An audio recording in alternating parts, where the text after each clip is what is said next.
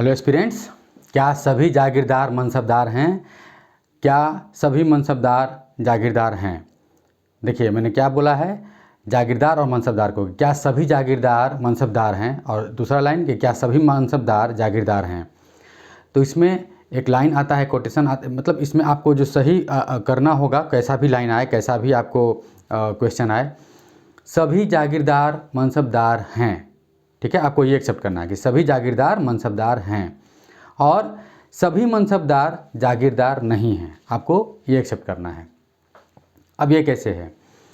ये है कि मनसबदारी प्रथा में कुछ लोगों को वेतन दिया जाता था, कुछ मनसबदारों को जिनका जात रैंक कम हुआ करता था, और जिनका जात रैंक अधिक हुआ करता था उनको जागीर दे दिया जाता था, भूमि का टुकड़ा, जिससे वो टैक्स कलेक्ट करें और टैक्स कलेक्ट करके अपना काम और सैनिक और घोड़ों का अपना जो खर्च है वो निकाल पाएँ। तो आप समझ गए कि जिनको नगद वेतन दिया जाता था दाम के रूप में, चांदी का सिक्का कैलकुलेट किया जाता था दाम से ही। अब आपको चांदी का सिक्का मिले, सोने का सिक्का मिले, जो भी मिले, तो खैर वो तो मामला अलग है। आपको मतलब मनसबदार दोनों तरह के होंगे, वेतन पाने वाले तो वो जागीरदार नहीं होंगे, और जिनको जागीर मिल रहा हो वो जागीरदार होंगे। चलिए, अब जो जागीर की बात चल रही है तो थोड़ा इन्फॉर्मेशन और बढ़ा लीजिए कि खालिसा भूमि और पैबाकी। खालिसा भूमि जहाँ डायरेक्ट राजा टैक्स वसूल रहा है, और पैबाकी जहाँ जागीरदारों को या मनसबदारों को भूमि दिया गया है टैक्स कलेक्ट करके और अपना कार्य निर्वहन करने के लिए।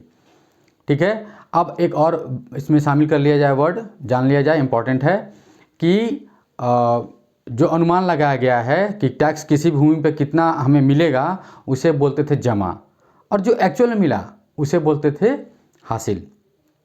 देखिए, हासिल जो हुआ उसके हिसाब से है, हासिल आसान शब्द है, और जमा मतलब आपको जमा करके नहीं रखे हैं, आप अनुमान लगाए हैं, बस इसको थोड़ा सा मैच कर लीजिएगा कि अनुमान को जमा बोला जा रहा है।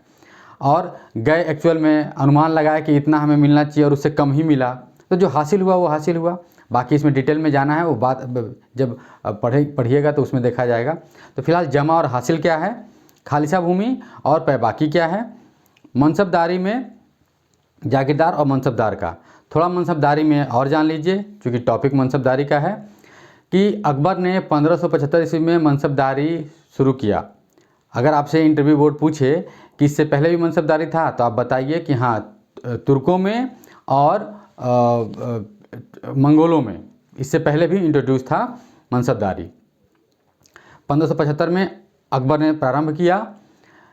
मनसबदारी में 2 रैंक हुआ करते थे। अच्छा, मनसबदार जो शब्द है, मनसब जो शब्द है वो अरबी शब्द है। ठीक है, मनसबदारी में 2 रैंक दिए जाते हैं, जात रैंक और सवार रैंक।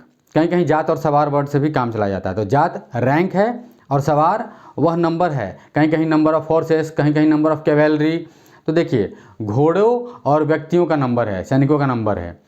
नॉर्मली जितना व्यक्ति उससे डबल घोड़ा। ठीक है, तो ये बाद में और आगे पढ़ेंगे, समझेंगे कि जहांगीर का 2 अस्पा सिंह अस्पा, उसको 2 अश्व 3 अश्व भी कहीं कहीं लिखा हुआ मिलेगा आपको। और आगे औरंगजेब टाइम में कैसे क्या सिस्टम होता है वो बात की बात है, वो जब स्पेशल मनसबदारी का क्लास होगा तो उसमें मैं बताऊंगा।